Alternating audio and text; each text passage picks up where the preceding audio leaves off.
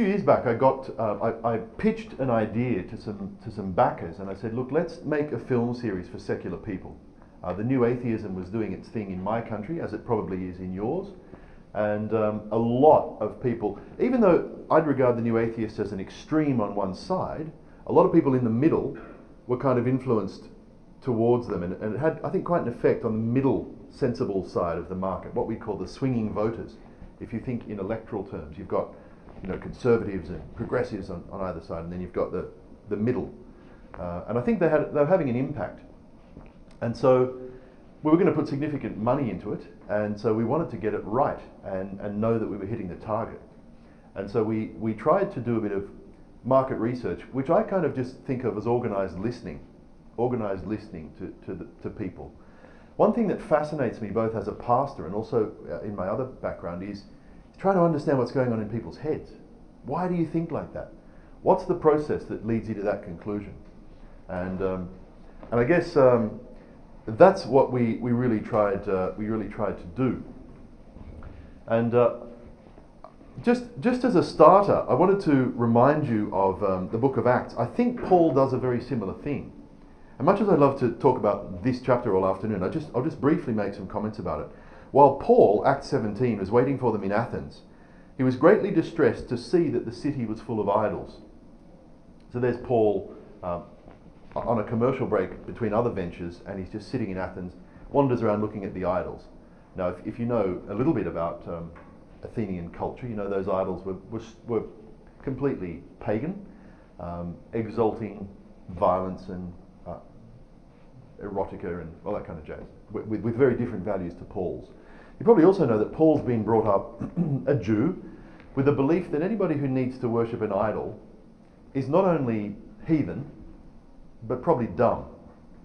Because at that time, and forgive the sexism and racism in this remark, but Plato had said not that long ago, but before this, that words are for men, but images are for the weak-minded and for women. I'm sorry, I don't agree with that. And for children. Okay, so if you're a smart man, words are enough for you.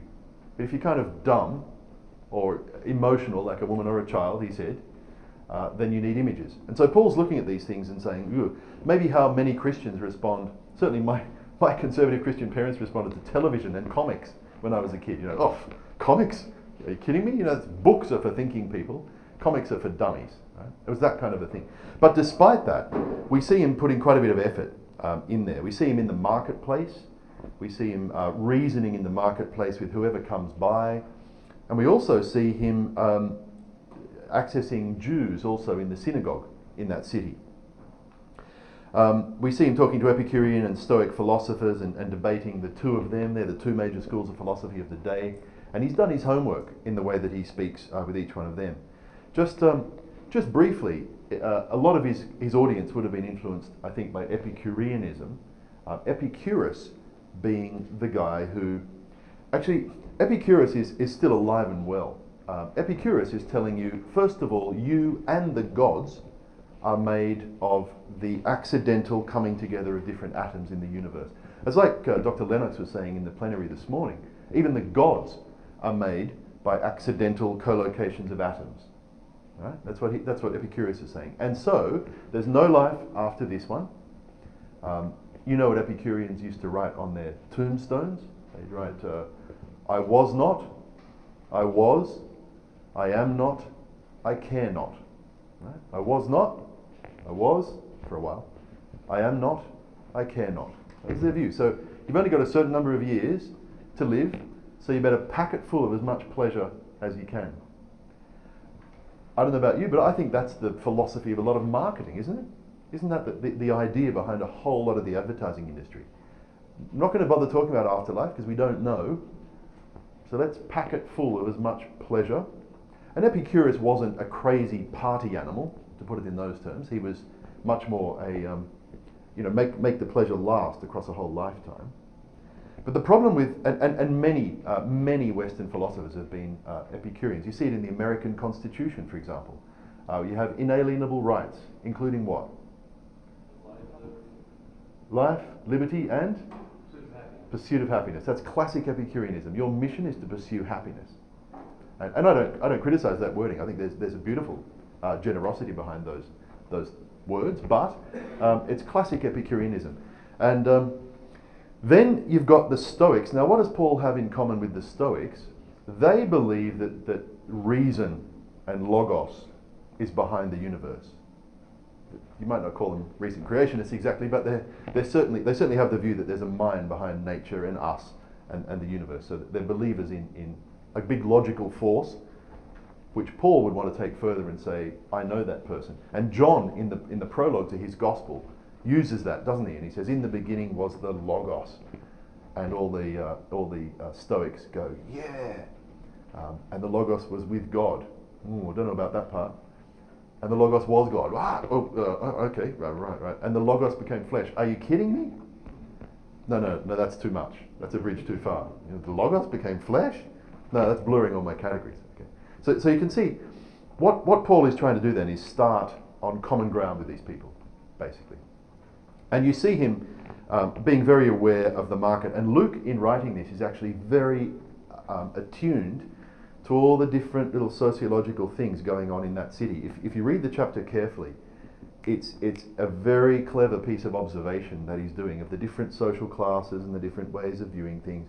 It's almost like he's writing about New York City, and you can see the yellow cab going by. You know, it's that well observed of what we know of Athens. And then when Paul finally stands up at the Areopagus, he says, "People of Athens, I see in every way that you're very religious. For as I walked around and looked carefully at your objects of worship, I even found an altar with this inscription, to an unknown God."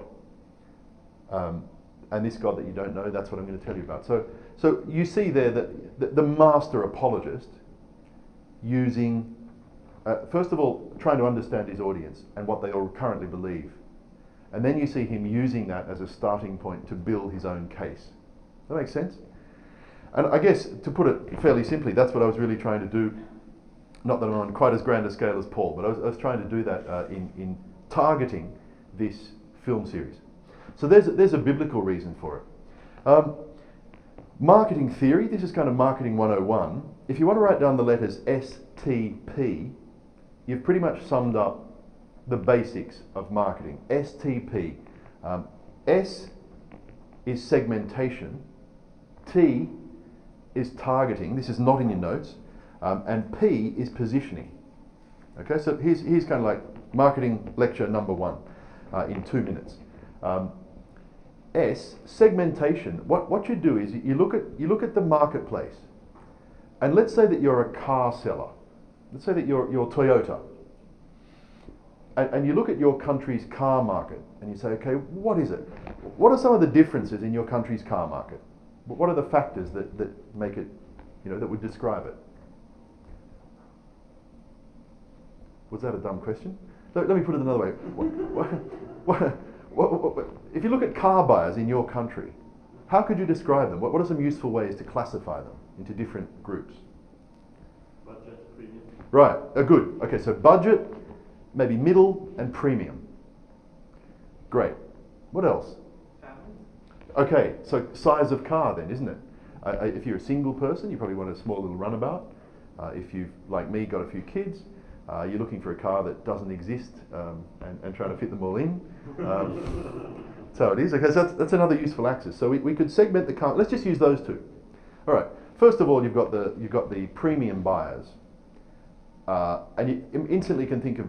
Let's go then. Premium buyers with big families. What are they driving? They're driving a Mercedes Viano. It's a big 9-seater, 8-seater bus. Mercedes, safe, prestigious, all that. Okay. What are the then let's go the cheaper end, the budget end of people with big families. What are they driving? There is no car like that I know of. So the car makers must have gone, no, there's not enough money in that one, not going to bother. Okay. Then let's talk about if you talk about smaller cars, people, single people, for example, or retired people, smaller car, you've got a whole range of different offerings there in the market. Okay, so what some executive has done is gone, let's segment the market in the most useful way. Let's divide it into different segments. Prestige, big. Prestige, small. Budget, big. Forget about Sorry, budget bigs, forget about that. Budget small, yes, we'll do that one. Middle, big, middle, small. Okay, you're getting a picture now. We could go much more into all the different small details, but that gives you the basic principle. Segmentation.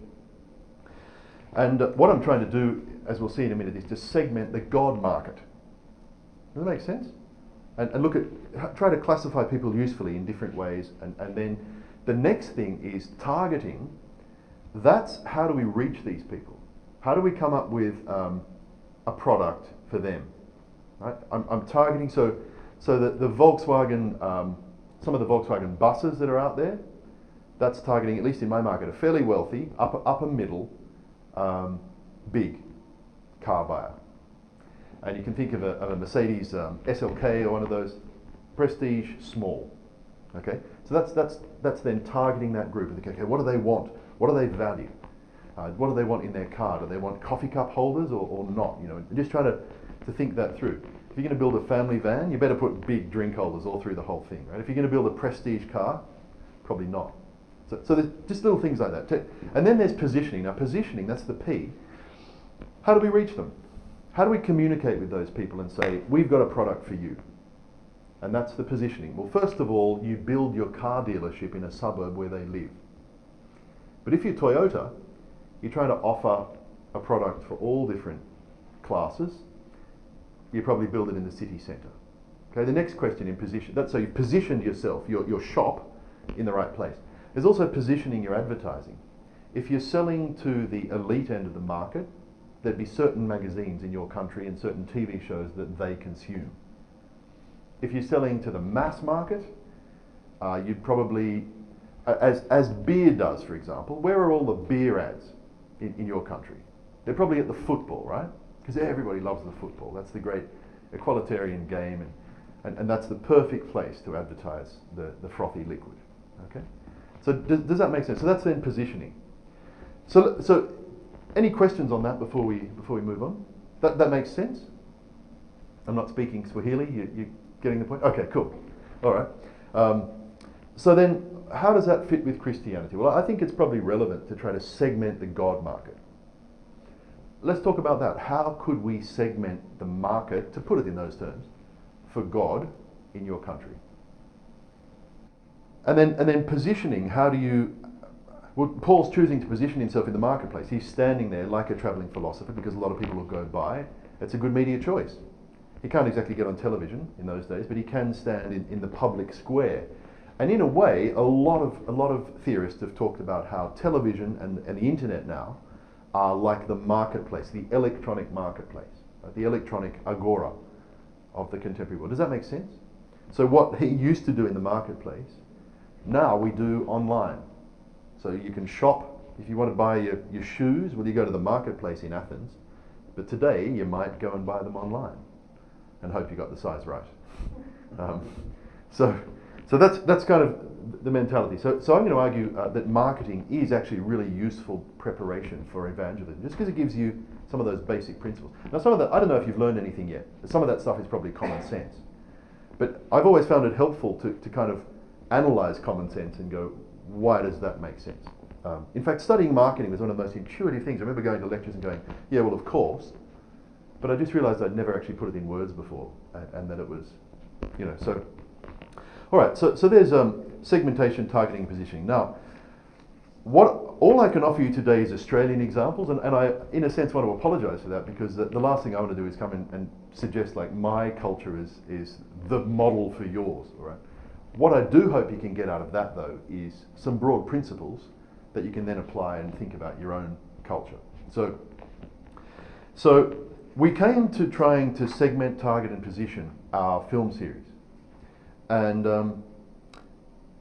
to start that off, we did some broad interviewing of different people in Sydney, and we realised intuitively that our market was the people in the middle. It wasn't the new atheists, because most of them are so extreme the other way that they're very tough to reach.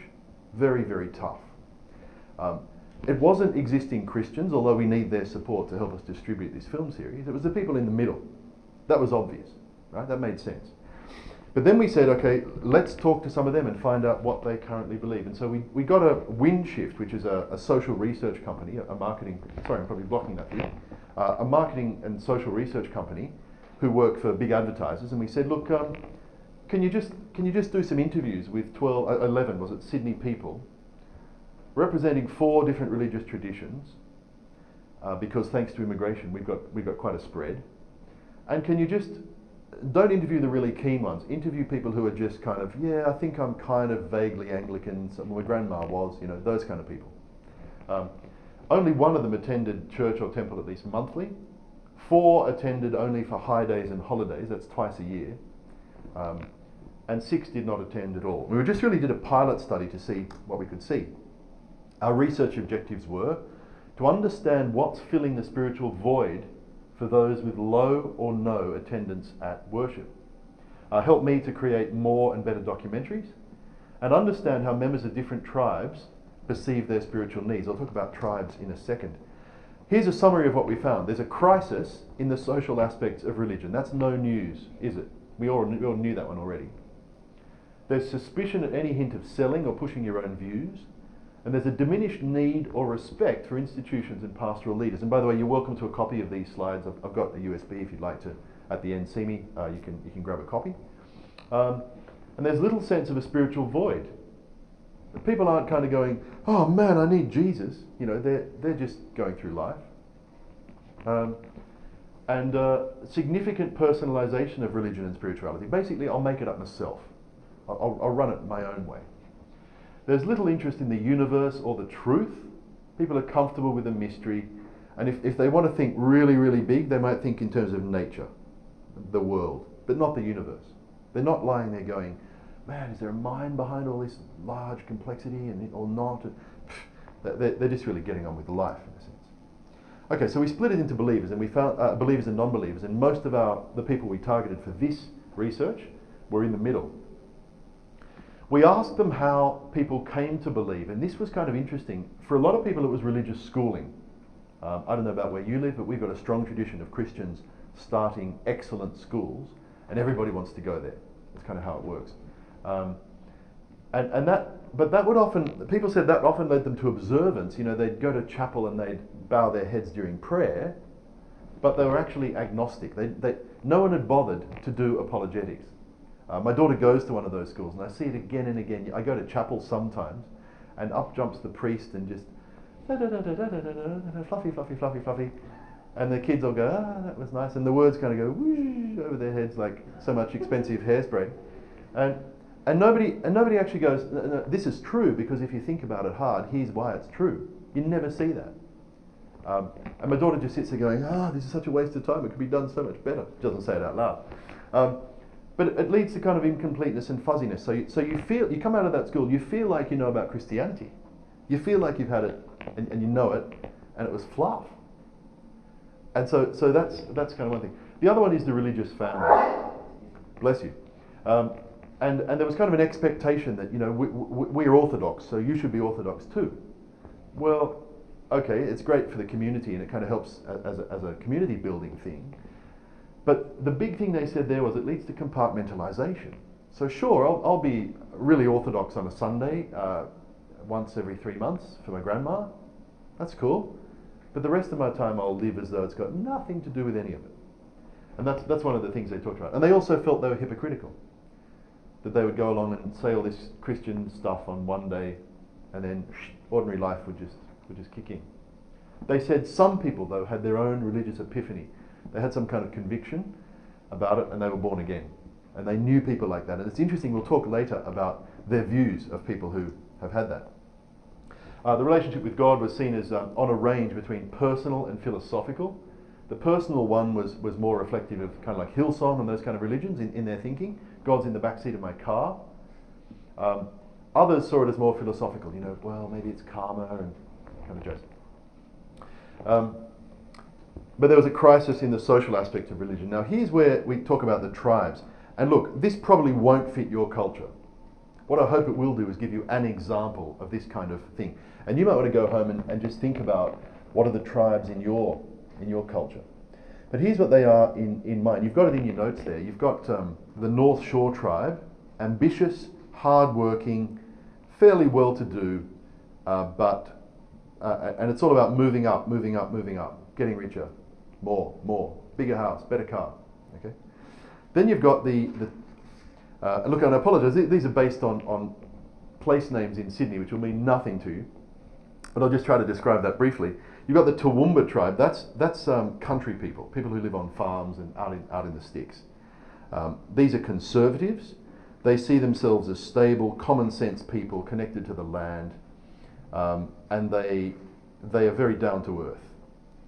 Then you've got the Bankstown tribe. That's basically working class people, okay, blue collar working class people. Then you've got what we call Cabramatta or Campbelltown tribe. Lots of immigrants. Now I know in European cities that may be Turkish immigrants, or it may be African or various Islamic people. So there's that whole Islamic thing too, which we haven't really thought about here.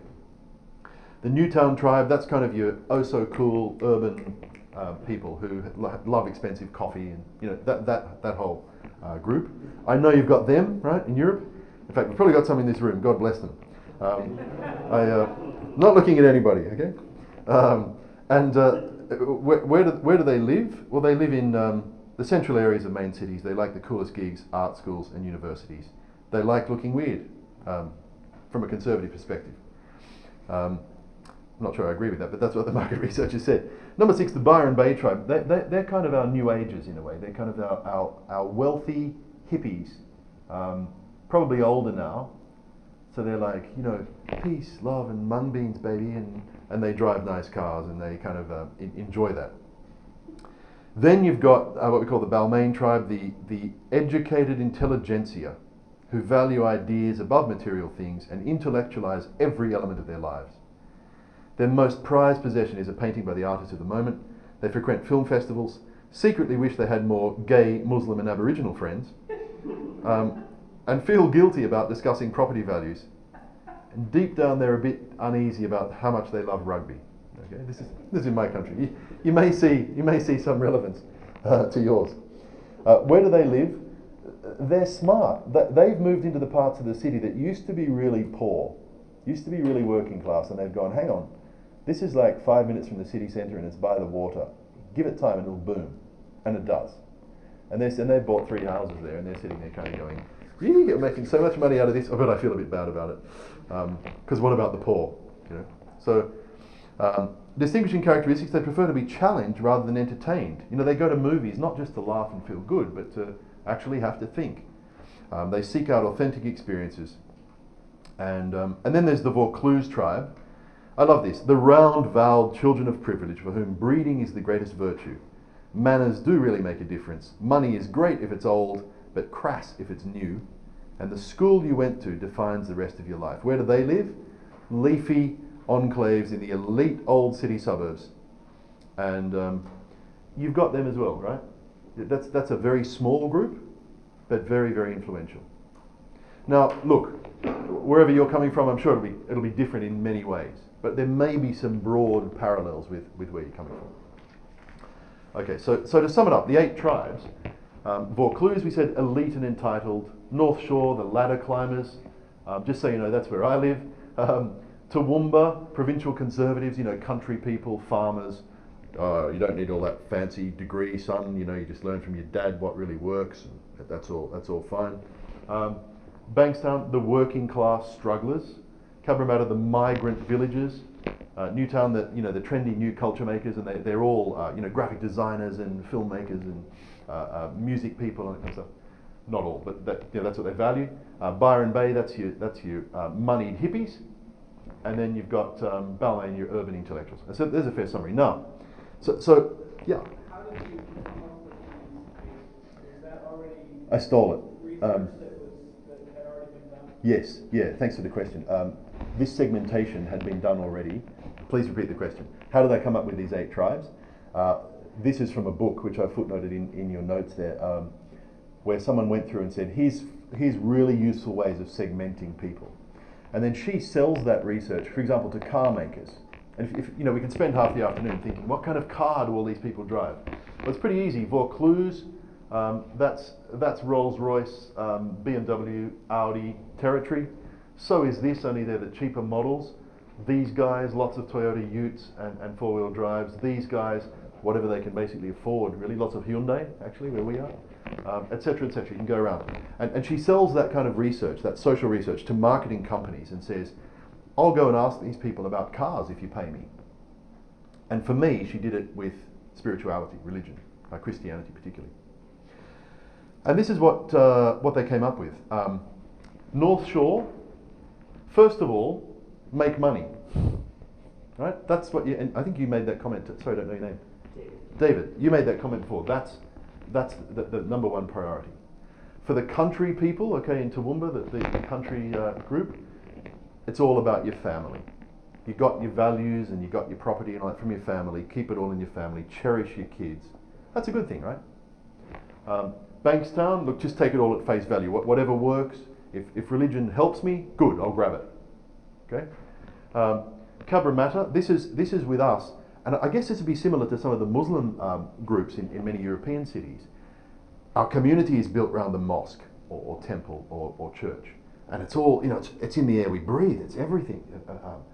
And if I dropped away from that religious belief, I'd kind of feel like a stranger in my own suburb and so forth. Newtown, religion, spirituality is a creative synthesis. It can be whatever I want it to make it to be. Okay, that sounds familiar, right? Byron Bay, again, these two are very similar, Byron Bay and Newtown. I reach my own view. Balmain, I desperately don't want to judge others, and I'm looking intellectually for a reasonable faith. And I've got to tell you, I think those guys are the easiest target for rational apologetics. That group is just really wants to know, really intellectually curious. Vaucluse, what do they think about religion? To be honest, they're very hard to find, and they're very hard to interview. And market research relies on you paying somebody for their time. It's not worth it to these guys. And so it's very tough to get much information at all. And we didn't, let's be honest. So tribal religions, for the North Shore, it's high days and holy days, and religion's lovely for the children, but don't let it get in the way of the pursuit of money. Okay? For Balmain, they're led by their philosophy and principles. These guys are ripe for Christian persuasion. Newtown and Byron Bay, it's your personal belief system. Cabramatta, family, community and identity is all part of it. And these guys, the country people and the working class had a lot in common in that goodness and helping and practical Good Samaritan stuff was what switches them on. And then so does a focus on the family. Okay, what do these people think then of believers and non-believers? Their perceptions of believers, they like us because they think we're family people, we're hardworking, honest, caring, and we look out for others. That was our image. We value the institution of marriage, we value fairness and not doing harm, we value good. We have a foundation of principles to live by. The negative thing about us, we're goody-goodies. We're a bit earnest and boring. Judgmental. That would never apply to evangelicals though, right? We may think there's only one way to live, and we don't really think for ourselves we're followers, we're sheep. Okay? That's how they perceive us. What about non-believers? I found this really interesting. They're more free, they're not restricted by rules or shoulds, but they're academic and scientific. It's interesting, I think the new atheists have played on that, right? That people think that the atheists are the real intellectuals, and the Christians are kind of dumb. Followers. Don't really think for ourselves. You see the problem there. So let's just pick on that for a minute. What are we going to do about that one? How are we going to deal with that problem? If the atheists, non-believers, are the academic, scientific, logical ones, we've got to decide, do we want to own that space? Do we want to have that perception? I think yes, we do. I don't want Christianity to be perceived as stupid. And so we've got to respond, I think, in that way. But look at their perceptions of non-believers. Unrooted, right? No roots. Chameleons, able to change their colours depending on... So no real solid values. Cynical, hard and angry. Interesting. They like Christian virtues. They like that Christians are normally good people and nice people. They like that. they see non-believers, this is their view, this is not me saying it, as cynical, hard and angry. Not from a good family, maybe, running with a bad crowd, and having less meaning or purpose. There's a sense of that unbelievers are missing out on something. And this is from people in the middle. This is not from believers. This is the view of people in the middle of the God market. Okay? How can we turn that to advantage? How can we build on that? So were they putting themselves in the categories? That's an interesting question. Yeah, I think they probably saw these people as a bit to the left of them. You know, it's not my problem. I'm fine. I'm a good person. But unbelievers, I'm in the middle. I'm open. You know, I'm so open. But real unbelievers, they're worse than me. I think that's probably. I don't know that, but that's what I'm assuming. And they don't care. And interesting, they don't celebrate. Celebration probably wouldn't have been the word I'd use of Christianity. We're often seen as a bit joyless. But I guess we've got something to celebrate, haven't we? Duh, you know, whether we do that enough or not. And they're on their own. There's a sense of them being kind of lonely and disconnected. So in a sense, if we were smart, we'd build on that existing perception. That we do have a big reason to celebrate. We do have roots and we belong. And I think we'd emphasise that in the way that we present our messages. But their perceptions of religion, what did they like about it? They loved the ceremonies and the architecture. They loved, especially the North Shore people, they loved having a church, a nice old stone church nearby because property values went up. They liked having lots of Christians as neighbours because you weren't going to get mugged, they thought. They don't know, mate. No, I'm kidding. They liked the hymns and the family and the community and the guiding principles, but they hated the fact that they thought religion leads to conflict and division. The religious part of religion is a no-no to me, said one person. Too many hypocrisies. They like the social, do good to the poor side, but not the religious side. They want to convert me, they're judging me, and they're flawed, but they're acting holier than thou. You know, it's back to the goody-goody thing. You know, like I'm a bit better than you because I've got God and you don't. It's that thing. And they're out of touch with modern life. That was interesting. So we're dumb, and we're followers, and we're back in the 1950s. And so, in summary, belief has separated itself from religious practice, out of touch with modern life, doesn't live up to its principles, and the kind of people who practice religion seem outside the mainstream, a bit weird. Where's the spiritual void?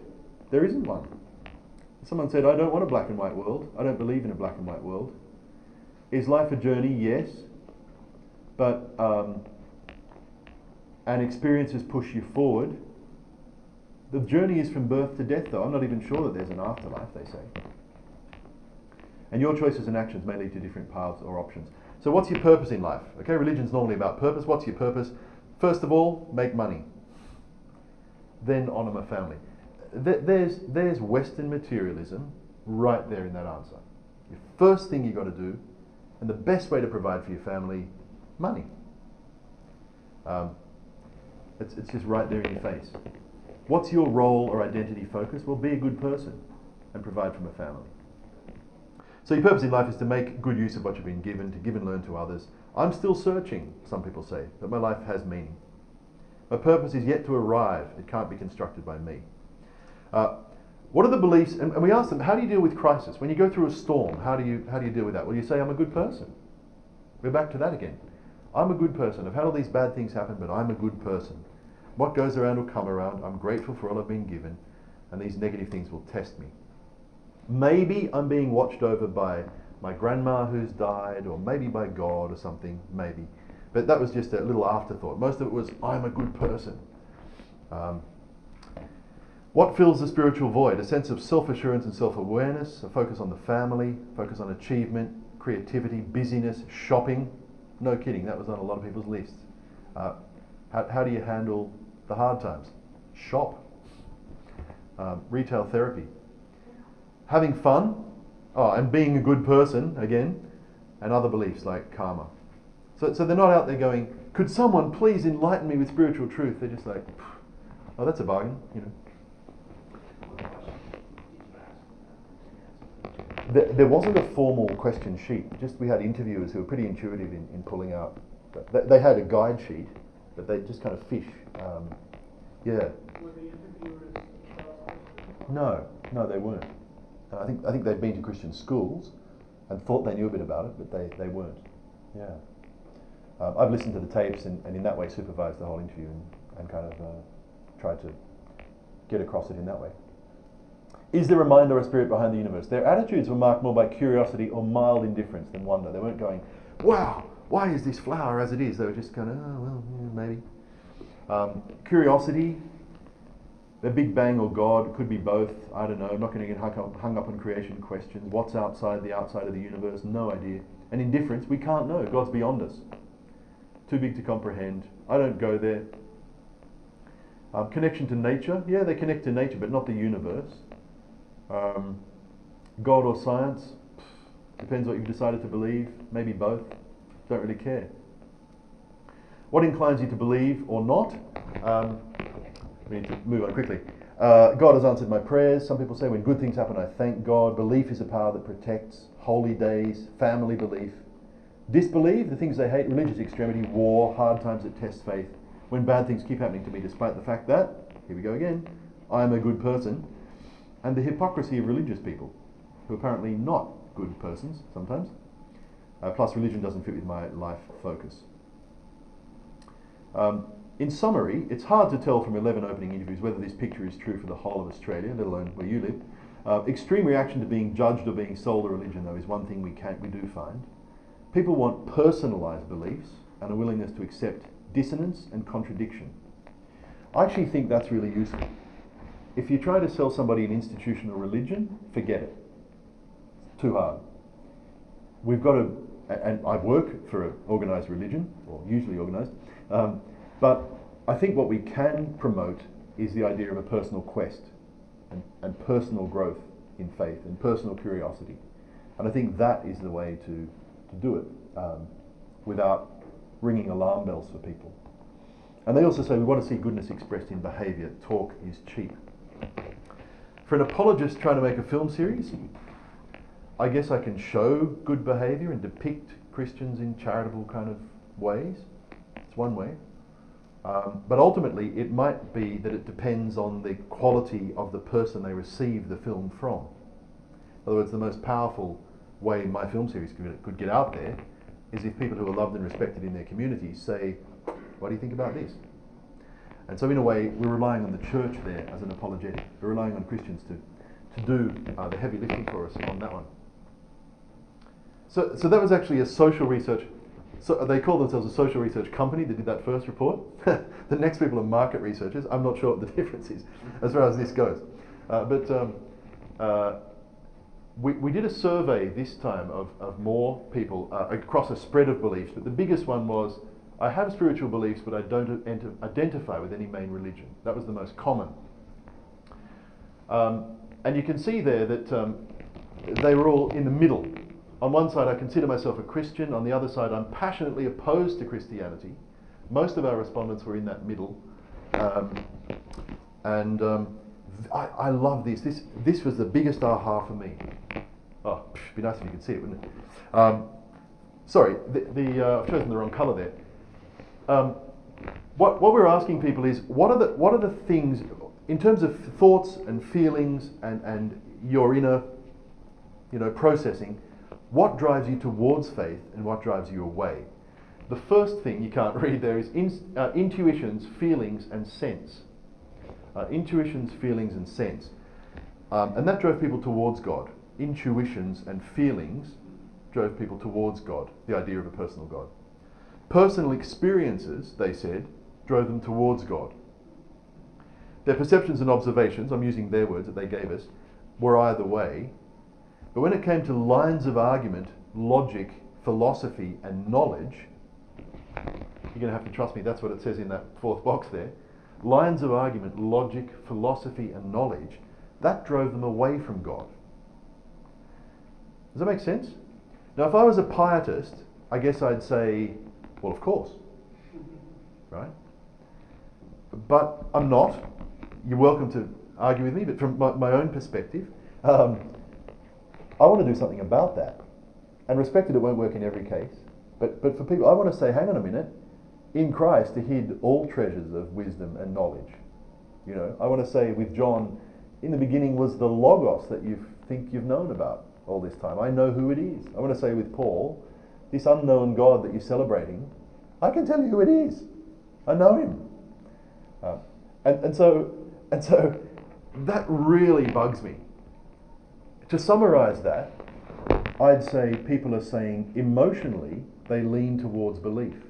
Intuitively, to put it very simply, in heart matters, they lean towards belief. But their head gets in the way. And if that's true, then in some ways apologetics is the task of giving people intellectual permission to believe. That makes sense? Maybe just the opposite. Lines of argument are what drive them away. If you're going to give them lines of argument, you're going to drive further away. Yeah, exactly. That could be a corollary to it. My question though is, what lines of argument have they heard? Because in most churches in my country, they haven't heard basic apologetical arguments.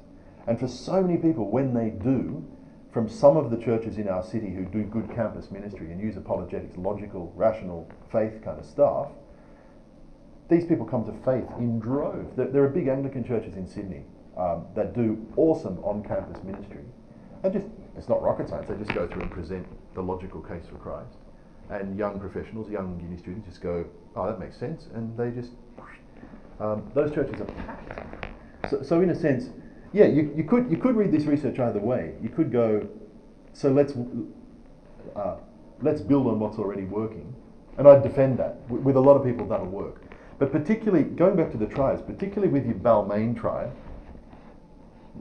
logic is everything. And for those guys, if it's not logical, you're just never going to get them. You're just never going to have them in your church. There was a hand here. We asked them then, well, what holds the most weighting?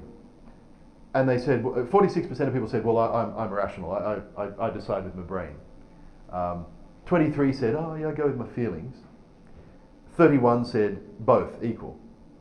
Now, there's a few problems with that slide already. Number one, how do you know what really drives you to things? I wouldn't claim to know. Of course, I'm rational. You know. But when we talk about car purchases, most people don't buy. I won't speak for you. Most people don't buy the car it's most rational for them to have. They want the red one, you know, that was advertised with the hot girls in it and the rah. Those are factors in people's thinking, right? And they may not know it. So in a sense, that slide might, I don't know how useful it is.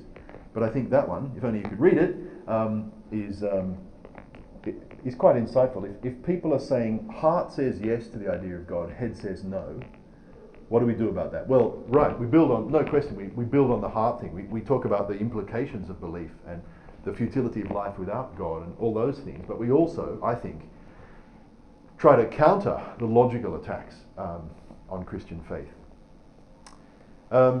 So what are they? The arguments against God's existence. I was surprised by this. The biggest one that popped up, problem of hell. How could a loving God let people suffer unending pain for eternity in hell? Right? We've got an apologetical challenge right there to work out what we're going to say to that one. I don't have time this afternoon. Number two, the problem of the supernatural. As a rational, scientific, modern person, I can't believe in a God who deals in angels and demons, resurrections and walking on water and miracles. And maybe they've heard a lot of superstitious fairy stories in their traditional Christian backgrounds.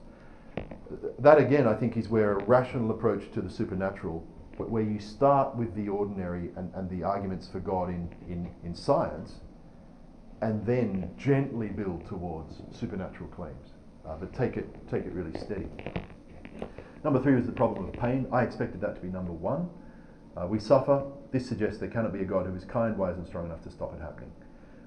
We've done a whole film about that very issue. I think the way you respond to that is to say, well, here's this thing called the Christian free will defense, and here's various other approaches to the problem of pain. That's a massive topic, as you well know, but I'm just flagging that it's an argument against for many people. What are the arguments for God's existence? The ones they liked the most, I was surprised, was the argument from consciousness. The human mind is more than the physical brain, and cannot be explained as a product of a universe that only has matter and no mind elsewhere in it or behind it. A better explanation would be a larger mind giving us consciousness. I couldn't believe how people kind of went, yeah, and they just loved that one. So we've made a film about it. We've gone to Tokyo and interviewed top artificial intelligence specialists who tell us a robot will never think in the way that a human being does. Okay, so what's consciousness then? And we try to grope after that with the help of Dr. John Luce, one of the presenters here at ELF. And we talk to atheists. Daniel Dennett, who's a philosopher of mind, one of the leading atheists, he gives the other view. Yes, your mind is just made of physical stuff, cells just doing what cells do, and it just falls completely flat. So we've responded on that point. Cosmological argument, the universe could not have kick-started itself, so there must be something outside of it. We made a film on that, which I screened last night. Some of you may have seen that one. It's screening again on Tuesday night, I think it is, in the late night session, so feel free to come. Oh, commercial, slip that in so well you didn't even notice it. Number 3, design. The existence, and this was really fraught, the existence of superb engineering in nature, for example a bird's flight technology, suggests an engineer. The language-like complexity and spelling of DNA, 3.5 billion chemical letters compared to only 130,000 for a Shakespeare play, suggests an author. And people kind of went, yeah, and you could, it was interesting, you heard people kind of go, in the interview, yes, yes. Oh, but hang on, I did science class and they told me it all happened by random processes in evolution. So it was your classic heart going, yeah, brain going, oh, but wait. And so I'm going to argue that there's a place for kind of trying to knock down that stronghold, in a sense, logically. If it's a logical problem, sort it out logically. Fine-tuning was another one, the fact that so many factors went right for planet Earth to support life, plus that so many physics variables are at just the right settings for the universe to exist, suggests a God. Yes, please, they said. They loved the moral argument as well, not surprisingly. There are moral absolutes. For example, it's never morally right to rape or cause unnecessary pain to a child or an animal. We cannot get moral absolutes from nature, which is about survival of the fittest and selfish genes, not altruism or loving neighbour. We can get some morals from society, but these change with times and places. For example, 1930s Germany. So, historically, the only place humans have found moral absolutes is in the idea of a God who holds me accountable for how I treat my neighbour and cares about everyone. So the existence of morality suggests that God exists. They love that one. They love that one.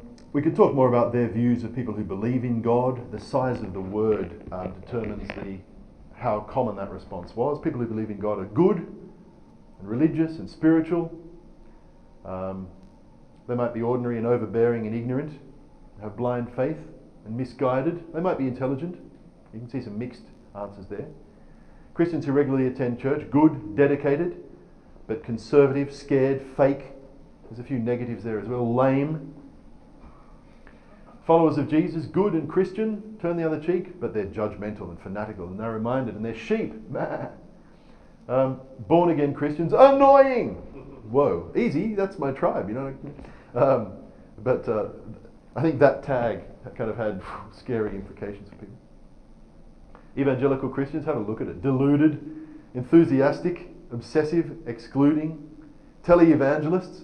Oh my word, that kind of hurts, right? That's my people you're talking about there. Non-Christians, scientific, reasonable, respectable, logical, learned, mathematical, and evolutionary. But also, check this out. Arrogant, lost, weak, scared, discontent, bitter, proud, broken, stubborn, detached, defensive, ignorant, narrow-minded, belligerent. Oh my word, I didn't make that up.